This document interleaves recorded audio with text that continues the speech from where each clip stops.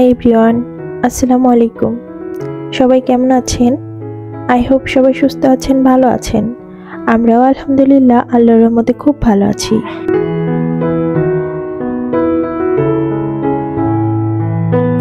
আবারও নতুন একটি ব্লগ ভিডিও দেখার জন্য আপনাদের আমন্ত্রণ জানাচ্ছি।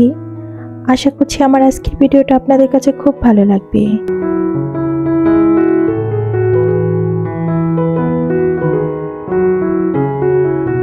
এই মুহূর্তে যে যেখান থেকে আমার ভিডিওটা দেখছেন, আশা করব একটা লাইক দিয়ে আমার ফুল ভিডিওটা কন্টিনিউ করবেন। আপনার ছোট্ট একটা লাইক আমার ভিডিওটা অনেক মানুষের মাঝে পৌঁছে দিতে সাহায্য করবে, তাই আশা করব একটা লাইক দিয়ে আমার ভিডিওটা দেখা শুরু করবেন।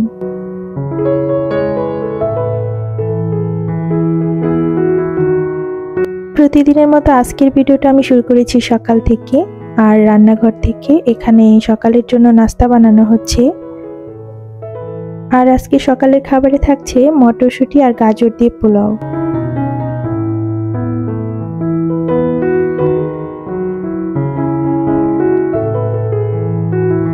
আর সাথে করে নেব বেগুন ভাজা আর হচ্ছে ডিম ভাজা।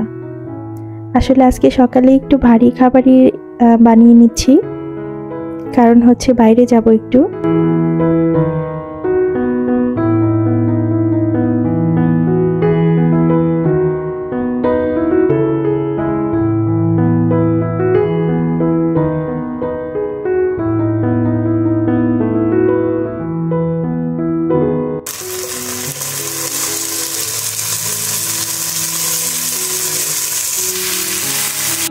আর মাশাআল্লাহ, কালারটা কি সুন্দর লাগছে দেখতে মটরশুঁটি এবং গাজরের।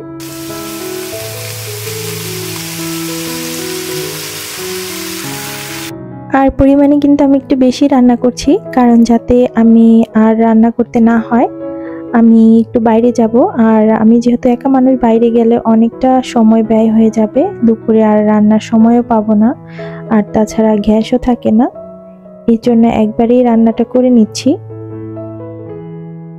আর আমি এই রান্নাটাকেই রাতে একটু অন্যরকম করেছি, মানে বাকি যে খাবারটা ছিল, বাকি যে পোলাওটা ছিল, সেটা রাতের বেলা আমি একটু বাটার দিয়ে একটা ডিম ভেজে সেটার সাথে এই পোলাওটা মিক্স করে আমি ফ্রাইড রাইসের মতো করে নিয়েছিলাম। আর ফ্রাইড রাইসে সাধারণত ফিশ সস এবং সয়া সস দেওয়া হয়, আর হালকা একটু চিনি দেওয়া হয়। তো আমি সেভাবেই ঠিক সয়া সস, ফিশ সস এবং একটু চিনি দিয়ে সেটাকে ফ্রাইড রাইস করে নিয়েছিলাম। আর দেখলাম রাতের বেলা খাবারটা আরো বেশি মজা লেগেছিল।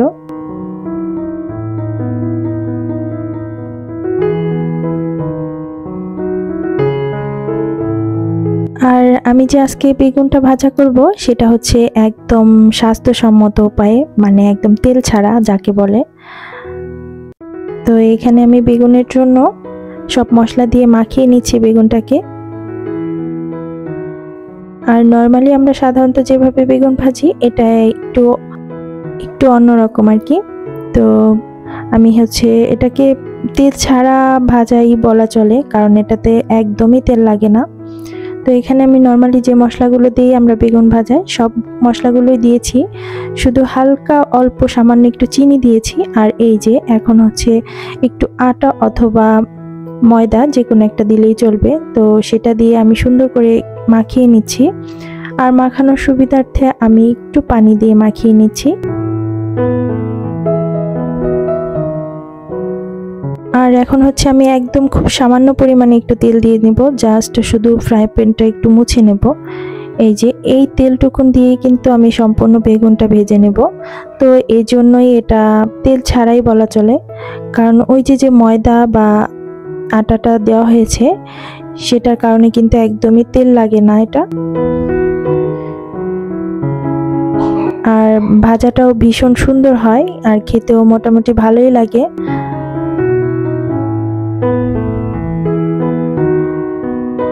আর অলরেডি কিন্তু আমার গ্যাসটা কমে গিয়েছে, এজন্যই আর কি সকালেই রান্না করে রাখছি, যাতে আমার পরবর্তীতে আর কোনো প্রবলেম না হয়। আর যেহেতু দিন ছোট, তো পরবর্তীতে আর সময় পাওয়া যাবে না, এজন্য আমি সকালেই একবারে করে নিচ্ছি। আর যেহেতু আমরা মানুষও কম, তো ওরকম সমস্যা হবে না। এই যে দেখতেই পাচ্ছেন আমার প্যানে কিন্তু একদমই তেল নেই।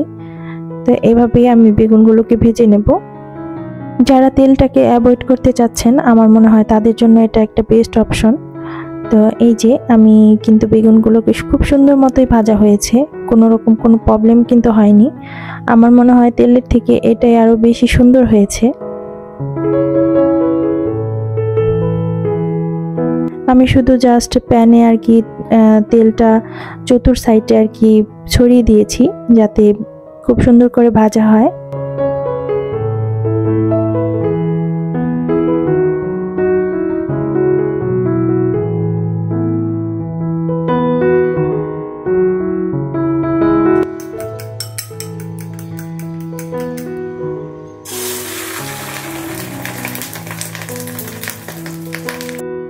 আর এখন হচ্ছে আমি একটা ডিম ভেজে নিচ্ছি, আর এই একটা ডিমকেই আমি 4টা ভাগ করে নিচ্ছি। আমি ডিম তেমন একটা খাই না, জাস্ট বাচ্চাদের জন্যই আর কি ভাজা।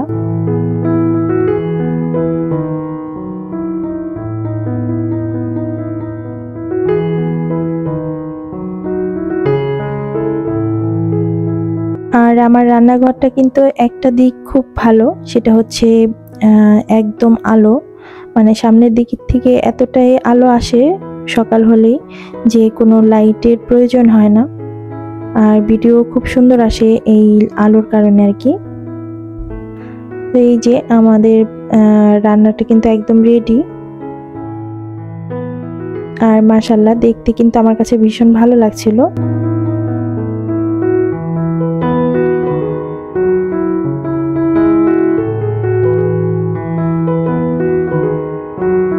আর আমি হচ্ছে ঘর টর কোনো কিছুই গোছানো হয়নি, যেহেতু সকালবেলায় আমি খাবার রান্নাটা আগে করে নিয়েছি, কারণ গ্যাসে প্রবলেম থাকে, এই কারণে আগে রান্নাটা শেষ করে নিয়েছি।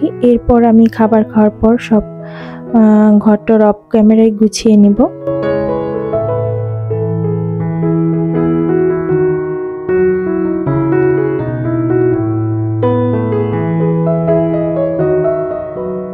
তো আজকে হচ্ছে যাব হচ্ছে আমার বড় ছেলের স্কুলে, মানে ওর বেতন দিতে হবে, বেতনের জন্যই যাব।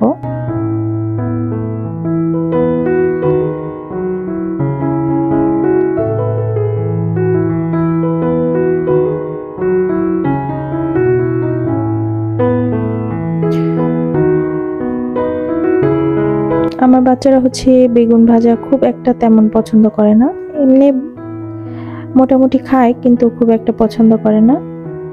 যাই হোক, তো এই যে আমরা কিন্তু খাবার শেষেই চলে এসেছি এই স্কুলে। আর আমার বড় ছেলের স্কুলটা হচ্ছে অনেক বড়, আমার কাছে ভালোই লাগে।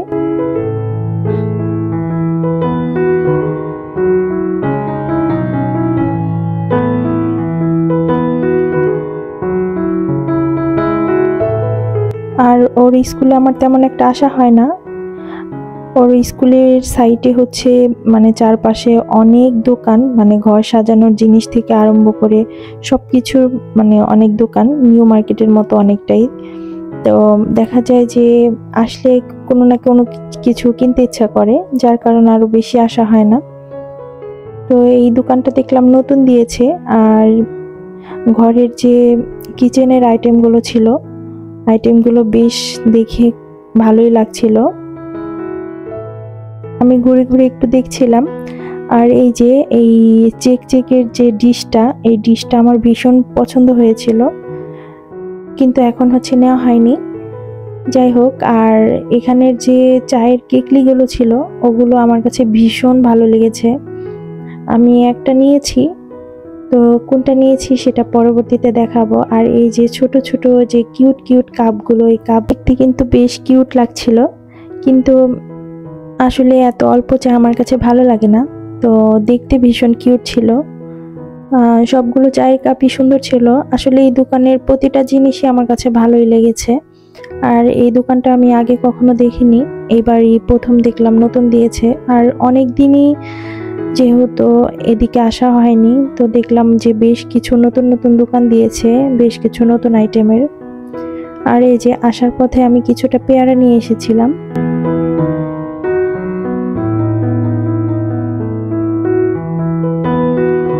আর এখন দেখিয়ে দিচ্ছি আমি কি এনেছি। আমি এই চায়ের কেটলিটা দেখে আসলে লোভ সামলাতে পারিনি, আমার কাছে এতটাই ভালো লেগেছিল। দেখতে ভীষণ কিউট। আপনাদের কাছে কেমন লাগছে জানি না, কিন্তু আমার তো বেশ ভালো লেগেছে, যার কারণে নিয়ে এসেছি আর কি। যেহেতু নেওয়ার কোনো প্ল্যান ছিল না, কিন্তু তারপরও দেখে এতটাই ভালো লেগেছে যে না নিয়ে আর থাকতে পারিনি। তো এই তো আজকের ভিডিও এই পর্যন্তই। ভালো থাকবেন সবাই, দেখা হবে পরবর্তী নতুন কোনো ভিডিওতে। আর আপনাদের কাছে যদি এই ধরনের লাইফস্টাইল ভিডিও ভালো লেগে থাকে, তাহলে আমার চ্যানেলটা সাবস্ক্রাইব করে আমার পাশে থাকতে পারেন। আমার আগামী ভিডিও দেখার আমন্ত্রণ জানিয়ে আজকে এখানেই শেষ করছি। ভালো থাকবেন সবাই, আল্লাহ হাফেজ।